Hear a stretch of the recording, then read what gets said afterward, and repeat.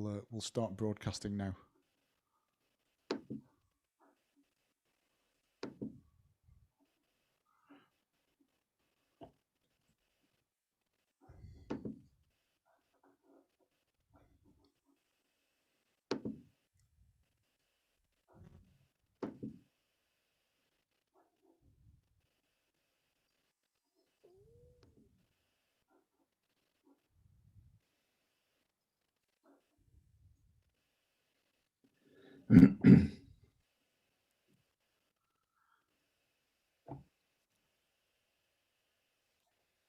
Hi, good evening and welcome to this Trauma Care event. My name is Andrew Ormerod and I'll be facilitating tonight's event. We're hopefully very shortly going to be bringing on Professor Ian Greaves, and then we will be very shortly handing you over to John Etherington, who's presenting tonight's Ryan lecture on rehabilitation after trauma.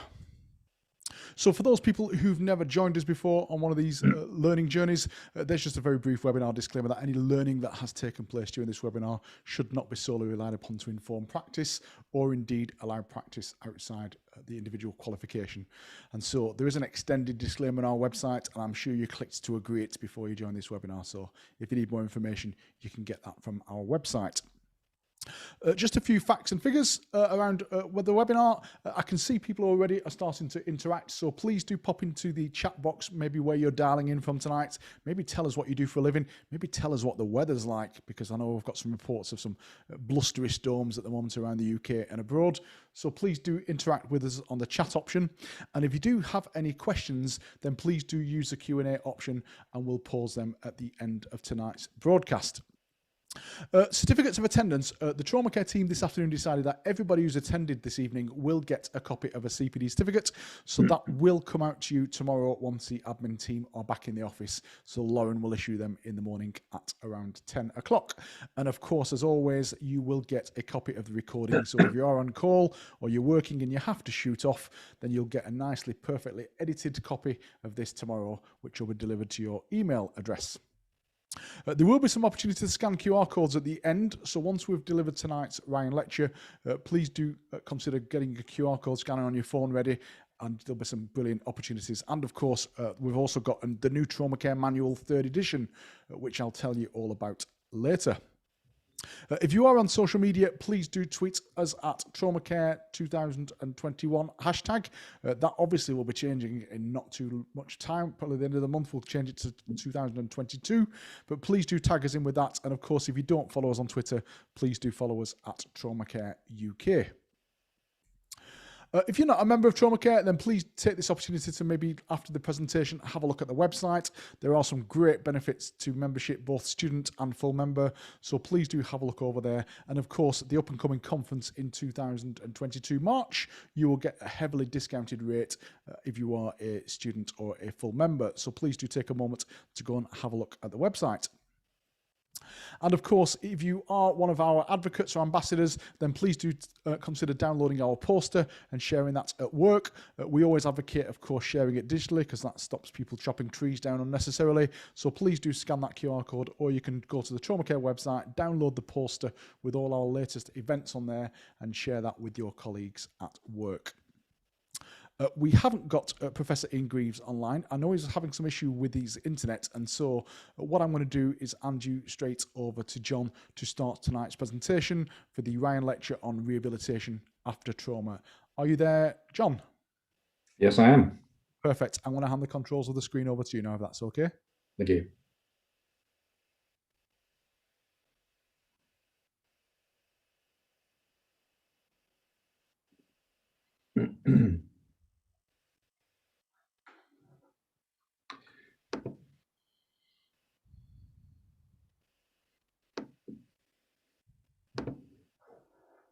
Right, I'm just about to put my slides on the screen. I hope you can see those. Perfect. Scream if you can't.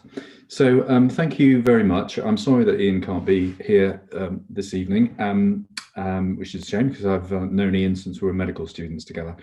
But tonight I'm going to talk to you about rehabilitation after trauma.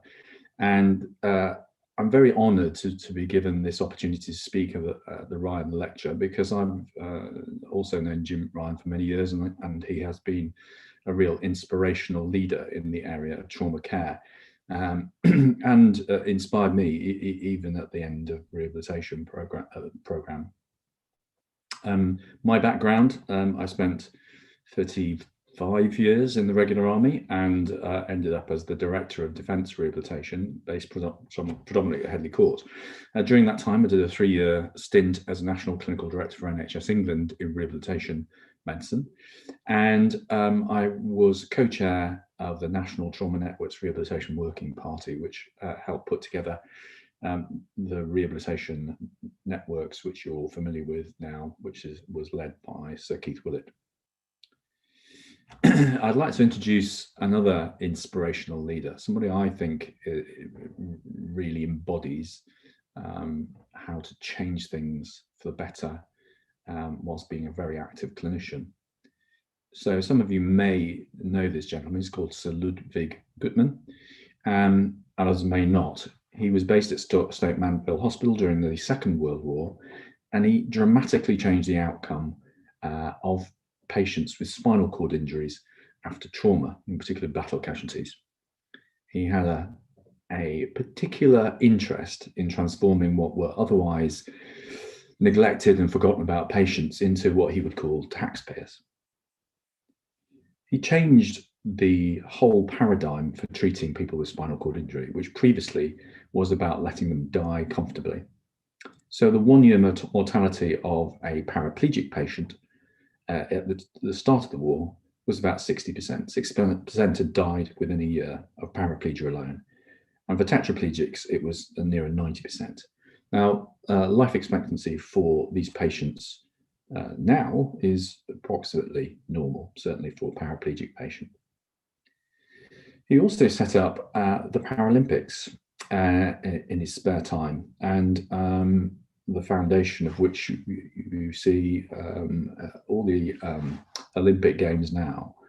And he felt that sport, and particularly reintroducing usually men, but normally fit, healthy young men, back into a normal society, of which sport was a really important part, was critical to their rehabilitation. I think it's interesting that he changed things by his own personality. And I think this statement, which I won't read out in detail, sums it up. If they went anywhere else for care, the spinal cord injury patients died.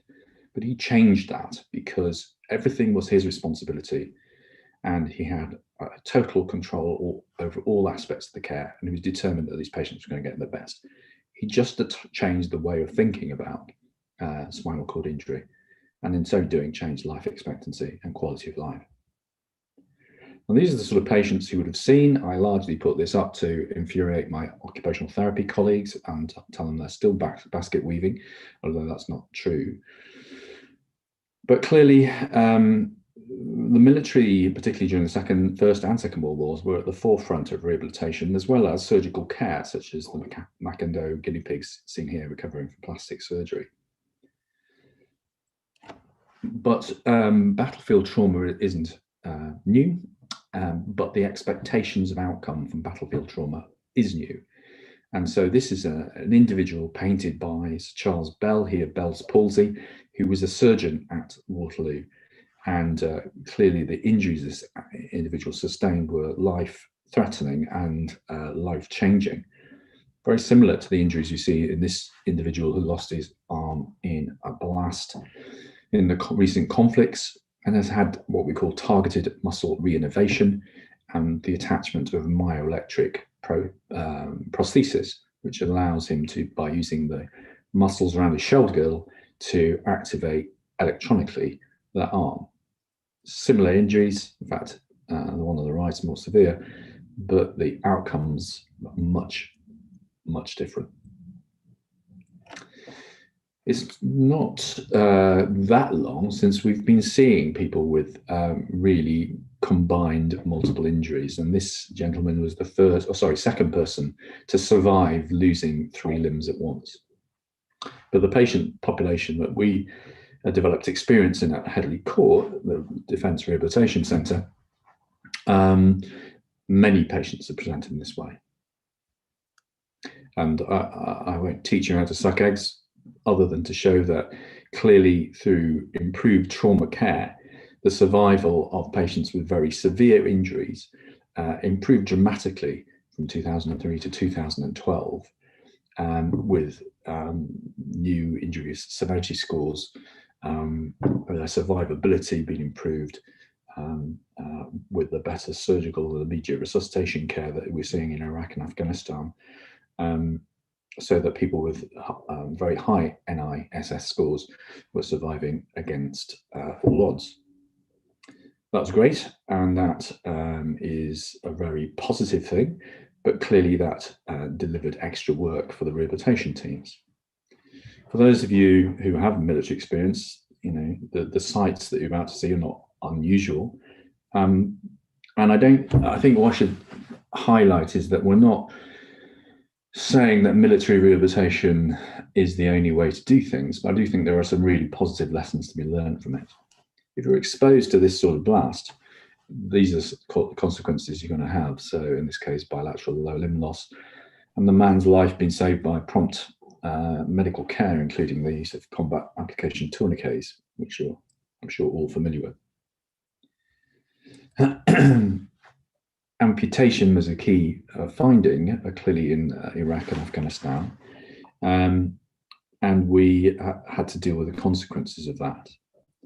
But there are other injuries as well, amputation, fractures, multiple musculoskeletal injuries, and more particularly from our point of view, this combination of injuries. So in major blast or gunshot trauma, clearly specific organs are not affected on their own, nor are the limbs. So this is an example of an individual with a difficult femoral fracture as a result of a gunshot wound, who also sustained 70% burns. And this individual fractured his tibia, but also lost part of his face as a result of a mortar fragment or mortar fragmentation. Now, clearly, when we're rehabilitating these patients, we can't simply say, well, let the orthopedic team do that because they're not used to dealing with burns, or nor can we let the burns team do that because they're not used to dealing with the orthopedic and other musculoskeletal complications. And obviously the individual on the right will have issues around plastic, maxillofacial reconstruction, as well as all the psychological consequences of facial deformity, difficulties with speech, difficulties swallowing. So these are really complicated cases. This is was our alma mater, is Headley Court. The capability of defence rehabilitation has moved now up to Stamford Hall and Loughborough. But this is where much of the work that I'm talking about today and the lessons learned, I think, come from here. Now, we all talk about doing multidisciplinary team working, but this is absolutely critical in rehabilitation. And you'll probably hear the expression multidisciplinary biopsychosocial model being spouted here and there and everywhere. What it really means is that we deal with the psychological factors which influence recovery, the social factors which influence recovery. We educate patients, we reintroduce them to a normal lifestyle, much as Ludwig Guttmann did. We use exercise-based rehabilitation, and peculiar to the military, we use group therapy. So group therapy relies on patients being put together who have similar injuries and similar levels of function. And it allows us to treat them as a group. It's economical. It brings together those patients with similar injuries. They're supportive, mutually supportive people, and therefore they get the benefits of the socialization and helps address some of the psychosocial issues that we see, particularly in NHS post-trauma care, where people tend to be very isolated. In the military, we use the exercise rehabilitation instructor, who's a physical training instructor with specialist medical training. And we take those people in groups, generally speaking, from injury to health through a graded, highly supervised exercise-based rehabilitation. The picture on the left-hand side shows people largely without limbs doing a circuit. But you need a big team to manage that. You need someone who can manage the physical side. You need someone who can manage speech and language therapy, prosthetics, occupational therapy, social work, mental health, and psychological factors. And the consultant in rehabilitation medicine needs to coordinate all that activity and drive the process forward. What you can do in that environment, therefore, is deliver the intensity you need to get an effect. My bugbear is that mostly when we look at rehabilitation, particularly in the NHS, we say, well, the effect is not so good compared to telephone intervention or video links. And that's because you're comparing the video link or the telephone intervention to a very low dose of what you need. So in a Headley Court environment, you can deliver 5 hours a day face-to-face contact, not including breaks, to patients. So you can get a good 25 hours a week of rehabilitation done. And that's really critical in terms of getting those individuals working and also getting the physiological adaptation that you need to make true gains. So how does defence rehabilitation differ from civilian practice? Well, those of you who've worked in the military, in particular the trauma side, will know that we take patients early. The average time from wounding on the battlefield in Iraq and Afghanistan to entering Headley Court was about 4 weeks. And bear in mind, these were pretty seriously injured individuals. Clearly, the population tend to be young, but then quite a lot of trauma tends to be young. But the complexity of injury tends to be greater. The expected functional outcomes tend to be much higher. So we're not looking for people just to potter down the shots. We're looking them to get back to their full levels of physical function. And there's very much a vocational focus. In other words, how we're going to get you back to work. And that's helped by ongoing support from the military employer. And patients tend to remain in rehabilitation longer. Rehabilitation is not driven by the commissioning structure of the service. In other words, we rehabilitate people until they're better, not until the money runs out.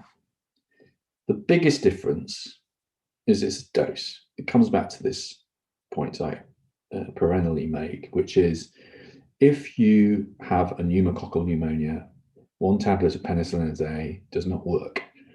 4 tablets does. And if you don't use the right dose, you're going to conclude that the medication, or in this case, the rehabilitation, doesn't work.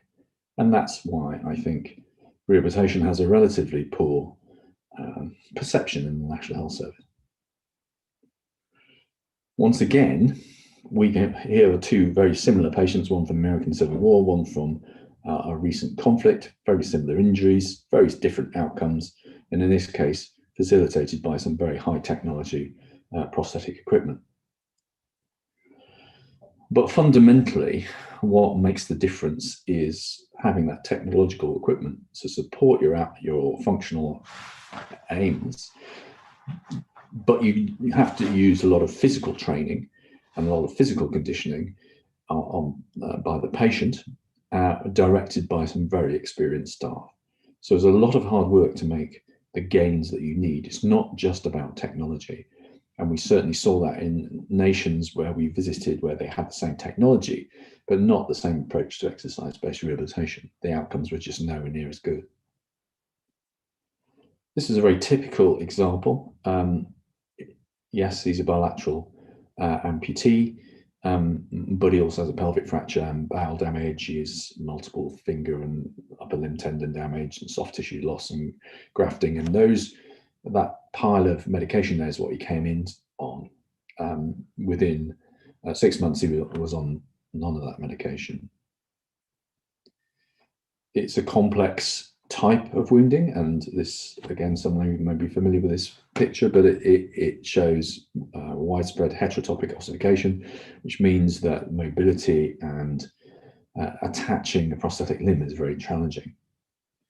And attaching prosthetic limbs to these stumps is even more challenging, because either you haven't got very good skin contact here, or you just simply haven't got a stump to work with.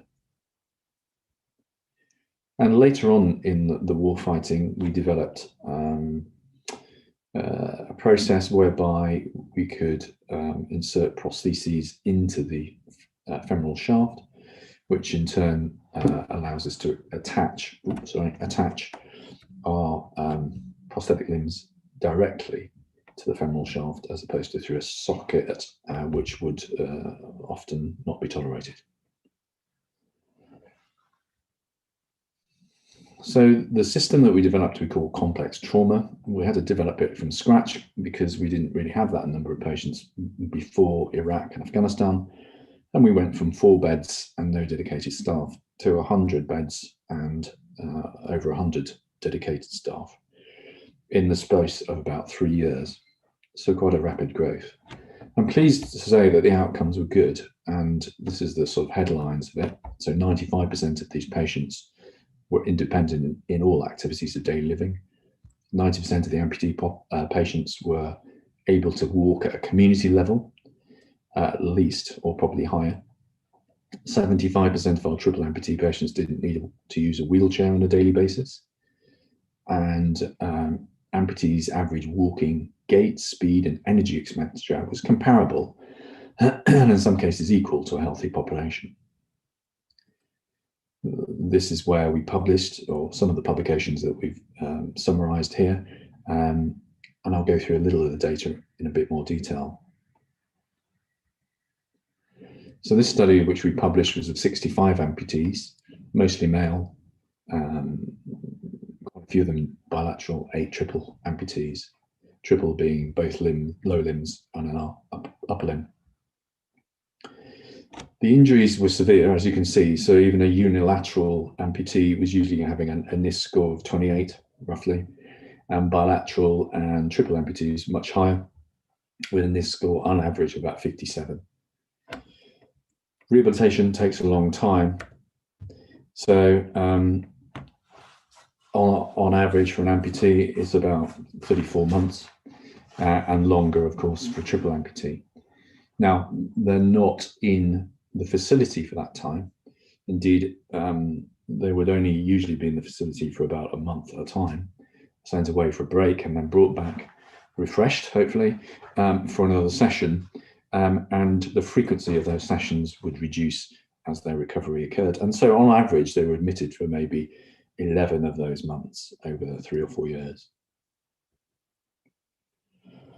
The interesting thing, and these are relatively acute figures, so they're early in the course of their rehabilitation, is that clearly depression as measured and anxiety as measured through these questionnaires, the PHQ-9 and the GAD-7, was prevalent in this population, but in this amputee population, probably double that of the general population at moderate and severe levels.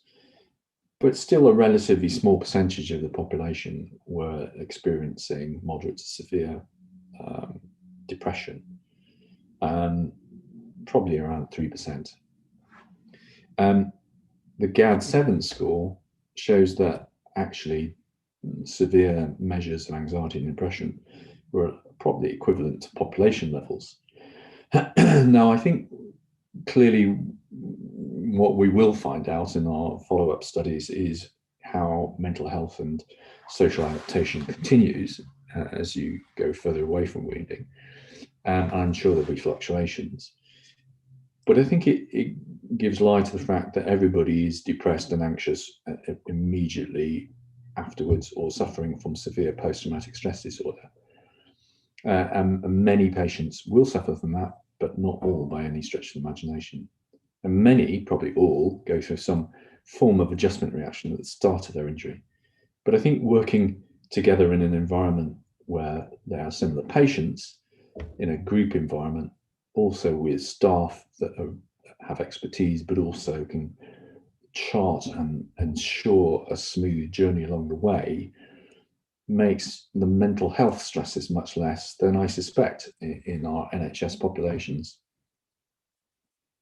The equipment is important, and this is a Genium knee system, which is basically a microprocessor which controls the knee. It's not powered. It simply allows the knee control system to know where the limb is in time and space, and is read about 100 times per second by an onboard microprocessor. In essence, it makes the knee stable when it needs to be stable, such as when you're standing on it. It makes it unstable when it needs to be unstable, such as when you're swinging your leg through. They're very expensive, depending on time and costs. Some of these can cost £24,000 a knee. There are cheaper versions, but the effect is dramatic. And one of the positive things I've seen is that in the NHS have now adopted our approach of using these limbs in certain circumstances. And we had a lot of resistance to using these limbs because of their cost, both initially from the Ministry of Defence, but also from the National Health Service, who said it wasn't worth the money. Here we have a powered ankle, so this is actually generating a force. And with really complex lower limb amputations, this can be really helpful. This is a 6-minute walk test. So how far can you walk in 6 minutes? A normal community ambulation, if you imagine, is almost around a running track, a 400-meter running track. Healthy age match control is around that running track, possibly twice round, nearly twice round. In the population that we had with unilateral amputation, they could get around that running track quite easily in the time. If you have bilateral amputees, many of whom are above both above knee amputations, they can get around that running track. In other words, they can do what we'd expect from pretty much a healthy individual. The triple amputees can't quite get around that running track usually, but almost. So 90% of all amputees attain at least a functional mobility score, typical of a community walker. And that's pretty remarkable, given the fact that I used to be able to walk down the corridors of Headley Court and see more bilateral above knee amputations walking down that corridor at lunchtime than I would have seen in the entire population of England at that stage. One of the reasons we were told that the prosthetic equipment wasn't worth the money was we were told that it's has too high an energy demand for its use to be effective, and indeed that this energy demand for a bilateral above knee amputee would be 200% that of you or I walking down a flat road or corridor. So we studied this. And what we found was quite interesting. So those unilateral through tibia amputation, so below knee, their energy cost, or oxygen cost in this case, was exactly the same as the control group. For a unilateral transfemoral above knee, is only 12% greater. And for a bilateral transfemoral, it was only 35% greater than you or I. And that means that these pieces of equipment both facilitate the rehabilitation, but also allow you to use it in a day-to-day practical basis. And indeed, walking speed, when we measured it, was a little lower for bilateral transfemoral compared to a control group, but still very functional at the levels that we see. And indeed, our unilateral transtibials seem to walk faster than the controls, but I suspect that was a competition issue rather than a true representation of their daily speed. So not every severe injury is an amputation or severe musculoskeletal injury. We see or saw a lot of brain injury. Not a dramatic increase from the Iraq and Afghanistan wars, but nevertheless significant penetrating brain injuries. And there's a few lessons learned from that. Again, this was a study of 91 traumatic brain injury patients. They were partially selected in the sense that, firstly, clearly they weren't dead when they came to us, and secondly, they didn't have persistent vegetative state or minimally conscious state, however you want to describe it. But having said that, in that time period, I think we only had 3 or 4 cases. So they were pretty severe brain injuries. Of those 79 patients followed up at 4 months, 87% were living independently. And none of them were in institutional care, none of them in the care home. Of the same group, if you totaled up the various forms of employment they were engaged in, be it either supported or transitional employment, or particularly competitive employment, in other words, they'd gone out there and got the job themselves, over 90% of the patients were in some form of employment, and 55% of those patients were in competitive employment. They'd gone for a job and they got it. That is remarkable data compared to NHS brain injury rehabilitation, and reflects, again, I think, the intensity of the treatment and also the length. Another study that we did, we looked at 34 cases and correlated their injury severity scores and the Glasgow coma scores with their outcome. And the bottom line is there is no correlation. Of the 16 patients who had an ISS score of 75, which we used to believe was incompatible with life, over 90% of them returned to some form of work. And a Glasgow coma scale of 3 means nothing in terms of your long-term outcome either, in terms of employment. What does that mean? Well, just because they're very severely injured and unconscious doesn't mean that they can't get to a high level of physical function in the future. And I think that obviously has lessons in terms of how we manage them in an acute setting. So what are the big lessons from military rehabilitation? Well, it's the power of the multidisciplinary team. You need to have a group of people who are expert in their own particular areas, and you need to bring them together and you need to coordinate them. Easier said than done, but that's all you have to do. You have to use the biopsychosocial model. One of the biggest predictors of poor outcome in brain injury is not to do with the severity of the brain injury, it's to do with psychosocial factors such as depression or lack of family support. Exercise-based rehabilitation is absolutely critical.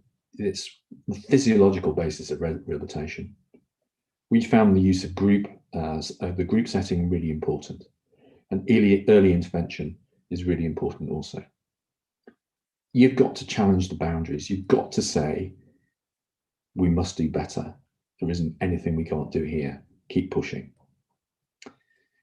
In some way, it's not really that difficult, but it's not needed in the NHS, is the frequent response I get from people. And some of them should know a lot better. Clearly, in environments like this, we need people like you out there, but we also need, I suspect, people like us doing the rehabilitation afterwards. Is it there? Why have trauma rehabilitation? Well, I've shown you some evidence of effect. There has been a systematic review of multidisciplinary rehabilitation conducted by Karen Hoffman, and the data is not strong, but what there is good data for, and that's because there's poverty of randomized controlled trials, but what there is good data for is that functional ability was significantly associated with early acute rehabilitation, and that contributed to a shorter hospital stay. All the fantastic work that you've all done in trauma over the last few years, and in particular related to the trauma networks, is shown in this slide. I'm sure you've seen many others, showing the improvement in the odds ratio of survival as a result of introduction of the trauma networks around here.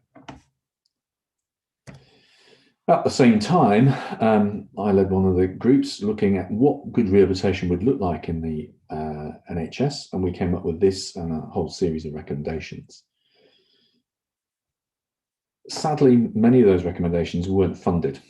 And whereas, and this is a peer review that was done in 14-15, there was good improvement in both the reception and resuscitation measures and definitive care measures, and they met approaching the standards that were required. In rehabilitation, these standards weren't met, and in particular, I think of interest is a very wide spread of experience there. I think one of the reasons for that is that we look at one outcome measure, and that is survival. And survival has improved, and you ought to be congratulated on that. But there are other outcome measures, such as disability, medical dependence, how many times is that individual going back to the medical services, psychosocial impairment, impact on families and children, family disruption. Are they addicted to the medication that we put them on early but forgot to take them off later on because nobody's following them up? Have they returned to work or education if they're a child or a student? And what are the costs to us as a nation in terms of tax revenue and benefit uptake? Sorry, I seem to have got stuck here.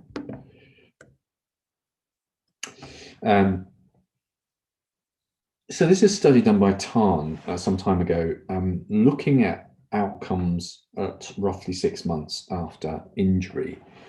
And slightly disappointingly, you will see that anxiety and depression is almost exactly the same between hospital admission and 6 months later.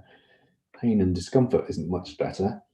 They're not, 45% of people are still not back to normal activities.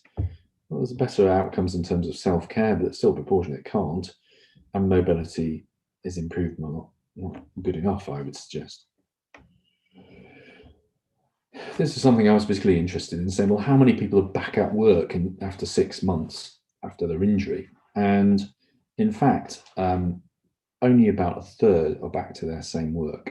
Now, it's interesting how you perceive these things. And this data presented saying, look, a third are back to work at 6 months. Isn't that good? And I thought, well, that's not very good at all, really, because 6 months down the line, of a variety of levels of severity of presentation, I'm pretty disappointed by that. Nearly the same number are unable to work or work even in the sheltered environment. So why is that, do we think? Well, I think it's because we don't provide enough rehabilitation, but then I would, of course. The HQIP study between 2014 and 2015, how many beds do we have for rehabilitation in England? Well, there are 994 occupied beds for specialist rehabilitation in the whole of England. About 19% of those admissions were for trauma cases, which means that 195 beds were used for trauma patients in the whole of England per year. The average length of stay is approximately 75 days, and the majority of those patients will have had brain injury. Each bed accommodates about 5 admissions a year, therefore. Therefore, in England, there are 950 admissions for specialist rehabilitation per year for trauma patients. In other words, 5% of cases treated in major trauma centres subsequently receive specialist rehabilitation. And I don't think that's good enough. The provision range varies hugely across the country. Between half and 2/3 of specialist rehabilitation units have insufficient staffing. And the involvement of rehabilitation medicine consultants was varied. 18% of major trauma centres have no rehabilitation medicine consultant input at all. And strangely, the worst area in the country is London. Now this data is a bit old, but only one major trauma centre funded session, in other words, half a day, for rehabilitation medicine consultant across the 4 networks in London. Now that has improved, but I can assure you not dramatically. So if you want good clinical outcomes and not just about measuring survivability, you need a capability. So that means a skilled, knowledgeable workforce. You need equipment, but not a lot, but you need infrastructure. So you need buildings and beds. You also need the capacity to do that. You need the workforce and the time. Fundamentally, you need money and you need commitment from the organisation, such as the NHS, to do it. Now, there is, of course, no money, but we'll come on to that in a moment. What I just want to show you here is a slide. It's charting the total number of delayed days attributable to each organisation. In other words, delay transfer out of beds, hospital beds in the NHS. And contrary to popular belief, and this is only to 2019 because this is the latest, that's the last graph that the NHS have provided. Contrary to popular expectations, it's not all driven by social care. A large proportion of that bed blocking effectively is through NHS, dare I say, inefficiencies in terms of discharge processes. There's a breakdown of those inefficiencies, which you're more than welcome to look at. It's on the NHS England website. But fundamentally, a big problem is we can't get people out of hospital beds when we need to, partly because of social care, partly because of the NHS. And as we know, for understandable reasons in this pandemic, there is an increase in the referral to treatment time, which you can see particularly increasing between 20 and June 2021. So in other words, we can't get to see patients and we can't get patients out of beds to allow other patients to be seen. And yet in no debate where I have been present has the NHS said we should invest in a process such as the Military Rehab to get people out of acute hospitals into rehabilitation units and then back home. Much discussion is about increasing the number of social care beds. But for a young man who's come off his motorbike with a compound fracture of his femur or pelvis, we're not talking, we don't want them to go into a nursing home. We need them to go into active rehabilitation. So therefore, what part of my drive whilst I was a National Clinical Director was to talk about rehabilitation as a power for economic growth. In other words, it's not a drain on resources, and rehabilitation can be a net contributor to the NHS and society. I think one of the problems is we understand the health costs of rehabilitation because it costs money and staff to deliver it, but we don't understand the societal benefits of it. Here's a little calculation I did based on this 36% returning to employment at 6 months. And in essence, you can read this to your pleasure. In essence, if someone is off work for that time, they will cost the state in terms of lost tax revenue, and they will cost the state in terms of the benefits we have to pay them. And so on average, over a 6-month period, that costs about 230 to 270 million pounds to the taxpayer, just for not returning these people to work or education. Now, we tried to do some work around linking the TARN data set very directly with the DWP, Department of Work and Pensions data set. And we were getting somewhere, and of course then personalities changed, governments change, and the interest wanes. But if you can get that data, then you can very directly calculate the economic loss of poorly rehabilitating trauma patients. And therefore, it's a powerful driver for economic argument. So what I would just say on that is that if we're spending, let's say, £500 million worth a year, we're losing £500 million worth a year in terms of rehabilitation, then that cost is being met by the Department of Work and Pension. It's not being met by the health service. So why does the health service want to spend its money to save DWP's costs? The reality is it doesn't. So in order to make a difference, you've got to have cross-governmental understanding of where these costs lie and how much it costs society as a whole, not just saying, well, it's my department's okay. And one other factor to consider is that the department that spends the most money of all government departments is not Defence or indeed the National Health Service. It's by far the Department of Work and Pensions.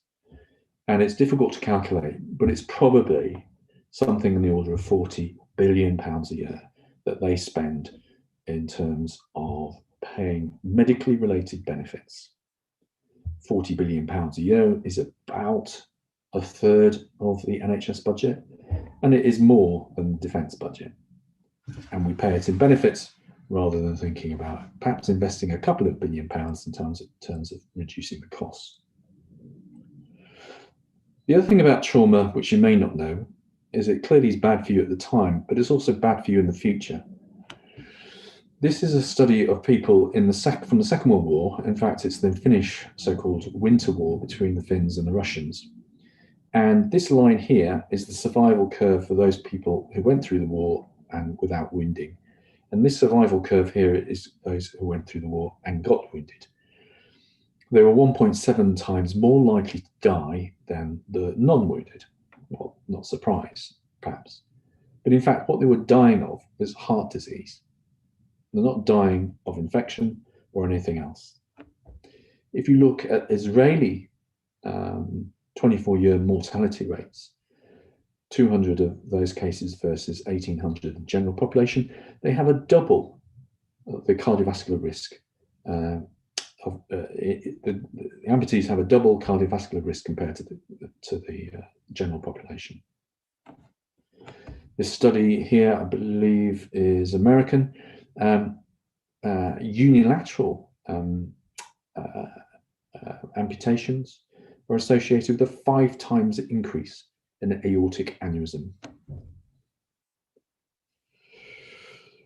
Now, this might be due to the fact that if you're an amputee or you've had wounding, or whatever, your physical activity and cardiovascular reserve is reduced, and that may put you at risk of increased heart disease in the future.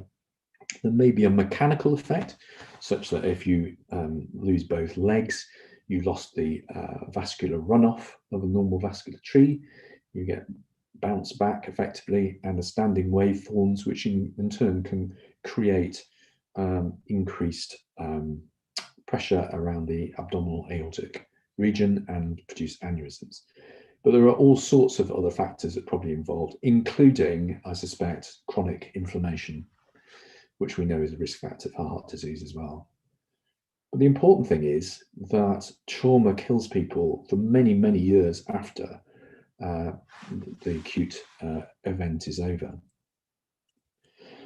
As a consequence of that, and because we became aware of this, and we set up the advanced study, which is a longitudinal cohort study of 600 battlefield casualties versus non-exposed controls, and we're following them up over 20 years. The principal aim of looking at an outcome measure of cardiovascular disease, but other factors such as those outlined here. And hopefully we will get better information about it, but I suspect also by following up closely, we'll be able to preempt some of the cardiovascular conditions that erstwhile kill people. So my final slides are, I believe rehabilitation must be resourced. It will improve clinical and economic outcomes. It brings significant gains to the NHS in terms of its efficiency, its throughput, and it brings significant gains to the national economy, which I think is the main justification for funding it. Let me correct myself. The main justification for funding it is because we can make people better. It's the only area of medicine where I have seen the decline in the provision over the last 40 years, despite the knowledge that it makes people better. But the national economy is an important rationale for doing it as well, Because to do that and to use the argument, the economic argument, you need good cross-governmental cooperation and joint funding of a transformation of this process, and you need to do it now. Am I optimistic that will happen? No, but I still believe it should be done. So coming back to Sir Ludwig, who, like Jim Ryan, inspired many people in this area of work in trauma care. He too saved lives, developed the Paralympics, and he changed our concept of disability simply because he wasn't prepared to accept the early death and disability and demise of these young men. And he made other people do it. And also, fundamentally, he produced taxpayers and changed people's lives for the better. And I believe that's what we should be doing now. Thank you very much. I'm very happy to take any questions at this stage, or if you want to email me at another time, please do so. Thank John, you. Thank you very much indeed for your presentation. We've waited a fair while for it, but it was definitely worth it. So thank you. And thank you for drawing attention to the ongoing scandal of the NHS's complete failure to engage with the important subject of rehabilitation. So my personal thanks and the thanks of Trauma Care to you for your superb talk. Every time I see you, John, I realise that we're both exactly the same vintage, but you seem to be wearing slightly better than me. But you can't have everything, I suppose. So thanks again, John. I'm going to hand over to Andy Ormerod from Trauma Care because he's a bit more media savvy than I am, and he's going to deal with any questions that the listeners might have. And a final thank you to Andrew for organising the evening and to all of you for tuning in tonight. Thank you so much, and thanks very much, John. Very welcome, Ian. I think you're looking good. Don't worry about it. Only from a distance. Yeah, well, you're in Cumbria, aren't you? So I can't really see very well. John, there is no questions up to date, so what I'm going to do is I'm just going to quickly run over some other slides, and what that's going to do is give people the opportunity to pop some questions in the Q&A box. We have got a comment from Stephen in the chat box that I will forward to you in case you haven't seen it, but we will give people a few more minutes to pop some questions in there as I go through these up-and-coming slides. Thank you so much as well, Professor Greaves, for joining us. I know we had some internet issues earlier. That's the advantage or disadvantage of living up in the wild. If you haven't done so already, please do have a look at our Trauma Care shop. We have got some amazing merchandise on there, including some fabulous hoodies, the pre-hospital care manual, and as well as we have got, which has just launched in the last 24 hours, our very latest Trauma Care manual, which is the 3rd edition. So that is available to purchase on our website, and we are cheaper than anywhere else online, including the major book competitor, which we don't need to name. So please do have a look at our website. So if you are looking for a gift, maybe for Christmas, then there's a brilliant opportunity for you to pop over to the website and have a look at what's about. We also have some hot news that we have our tickets available now for our Trauma Care 25th annual conference. So that's 5 full days of learning with over 200 speakers, 29 different streams, and accommodation from only £55 for bed and breakfast. And I think it's £60 for dinner, bed and breakfast, so exceptionally affordable. And we've also got some free breakfast sessions by our sponsors on each of those mornings. So please do jump over to the Trauma Care website. Maybe you could buy a ticket for the conference and wrap it up as a Christmas present. Who knows? We have got another webinar which is planned for next week, the 15th of December. We've already got over 1,000 people registered for this webinar, and that's presented by Jamie Vasello on major incident triage. So please do scan that QR code, or indeed jump over to the Trauma Care website where you can see all of our up and coming webinars. So what I'm going to do now is I'm just going to have a quick look, see if there's any questions and answers coming. And as I did say, everybody will get a copy of a CPD certificate for attending tonight. So you don't need to purchase one. They will come out to you in the morning. So a couple of comments. Stephen's put, thank you for an excellent presentation. And Lucy has put, are there any plans to reintroduce National Rehab Director role to continue your great work? Well, that's very kind. I'm not sure I did any great work, to be honest, but there is a there is a national clinical director role at the moment, but I think it's jointly held with the Chief Allied Health Professions Officer. Now, I think, if I'm being honest, I think that it's a big enough role, being Chief Allied Health Profession Officer, that you're not going to be able to do the NCD role as well. And I think my personal belief is there needs to be a specific focus on that.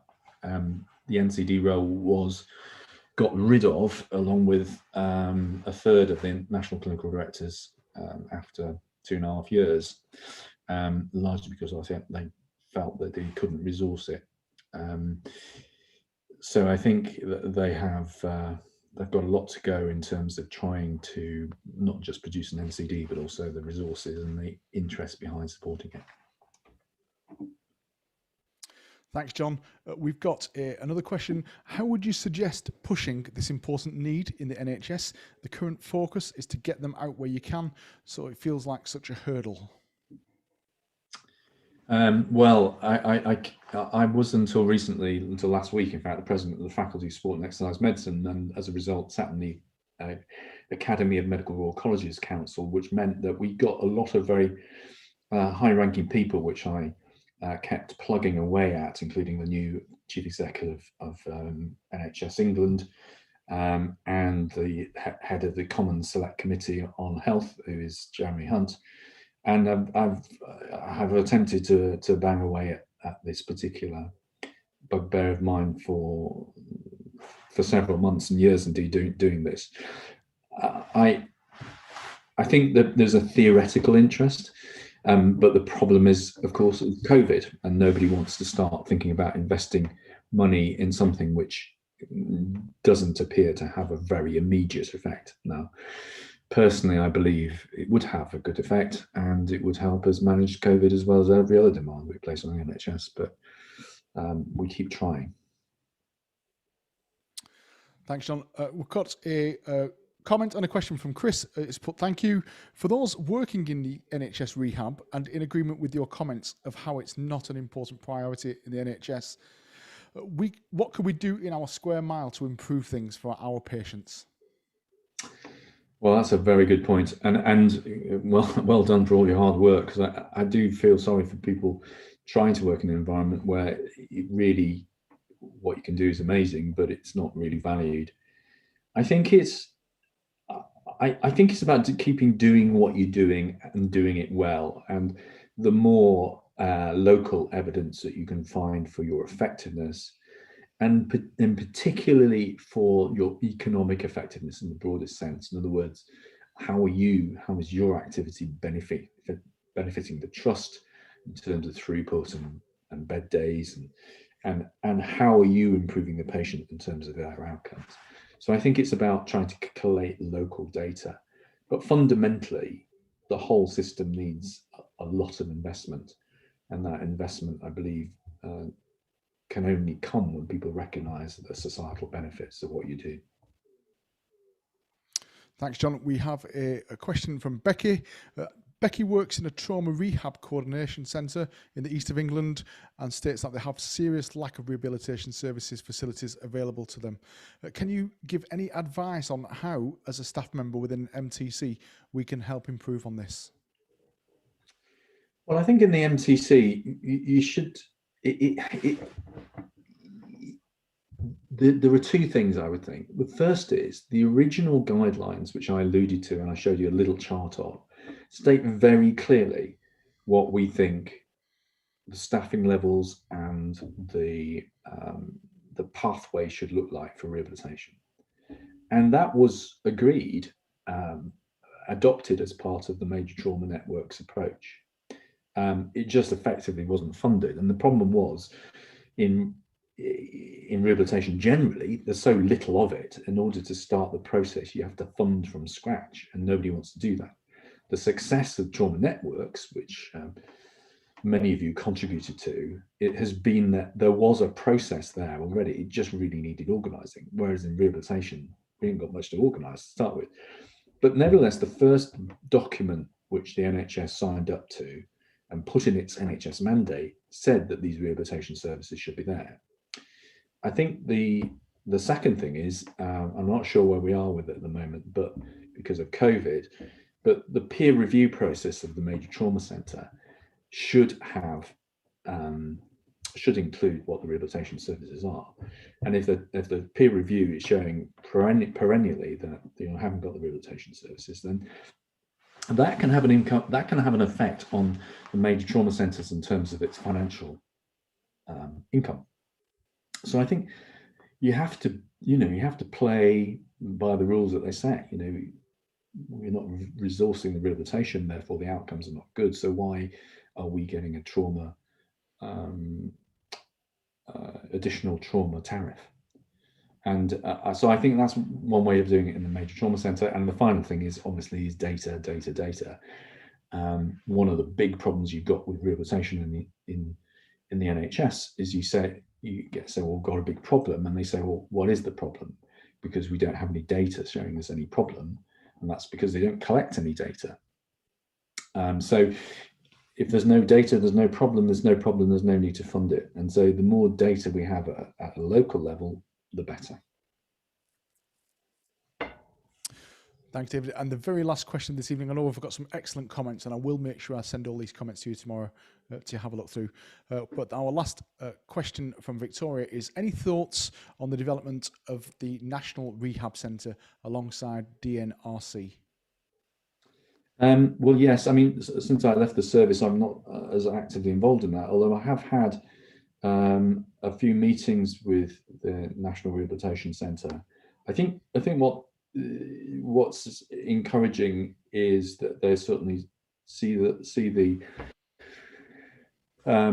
process of setting up the National Centre of being more than just providing some beds. It is about reviewing what rehabilitation should look like in the NHS, and definitely had some very positive discussions around that, and adapting some of the approaches that the military use, such as exercise rehabilitation instructors and a more group approach to therapy. I think I always have reservations about a single centre anywhere doing anything, because actually you need rehabilitation in Cornwall, and you need rehabilitation in Cumbria and Birmingham, and a single centre can't deliver that. So I do think that my reservations about it are that sometimes it's seen, or we'll build a centre and therefore the problem of rehabilitation in the UK is solved. That's not the case. It has to be that this is a model for how services can develop in the future elsewhere. But fundamentally, for the sort of patients that we're seeing, that needs to be much more locally and community based. John, thank you so much indeed for presenting the Ryan lecture tonight. I just need to be really careful with this, but I will make sure that we get our Ryan statue to you tomorrow. So one of the team will contact you, and we'll get that out to you. Hopefully it will arrive with you before Christmas. Okay, thank you very much. That's very kind. Thanks very much, John. For those who are still with us tonight, we just want to say a big thank you to our supporters and sponsors, one being Gaelon, the producer of Penthrox, who help bring our trauma care events to you, certainly on an evening and more certainly at our big events. So please do take a moment to have a look at the Gaelon website. There's also some very interesting learning material over there that you can take part in. Also, our second sponsor, which is Safeguard Medical, who are looking after the Watergel group. So again, please do jump over to Safeguard Medical and have a look at their website. And all of these sponsors will be exhibiting at the up-and-coming Trauma Care Conference in 2022. And very last this evening, we've got Icarus, who are our third gold sponsor. So please, again, look at the Icarus website at icarus.com. And thank you to all our gold sponsors who help us bring some of these events to you. All that left to say is, on behalf of myself and Trauma Care and Professor Greaves, and of course John Etherington, who presented tonight's Ryan lecture, please stay safe. If you are at home, please kick off your slippers, enjoy the rest of your evening, maybe with a cup of tea or a cup of coffee, maybe even a mince pie and a glass of sherry, because it is Christmas. If you are at work, please stay safe, and thank you so much for supporting Trauma Care. John, thanks very much indeed, and take care, and have a very Merry Christmas. Thank you. Take care. Thank you, everybody. Stay safe. Bye-bye now.